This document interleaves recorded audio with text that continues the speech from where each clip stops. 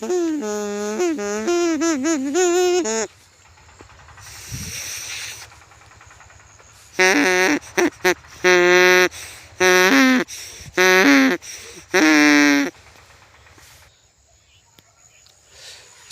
দুষ্টুমি এখনও যায় নাই।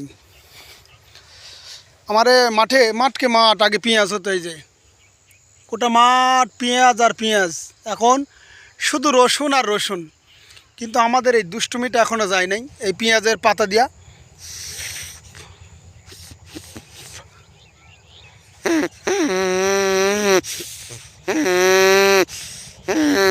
বাঁশি বানাইতাম।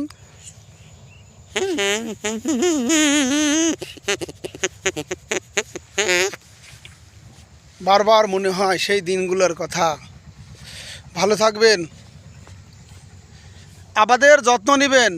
আবাদ তোলার পর যদি হয় খারাপ, কপালটা তখন বলবেন আমার কপালে ছিল না। আসলে কপালে ছিল না বললে হবে না ভাই।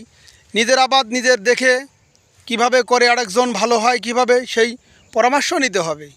আবাদের যত্ন নিতে হবে যাতে তোলার পরও রসুন বড় বড় হয়। ভালো থাকবেন, আল্লাহ হাফেজ।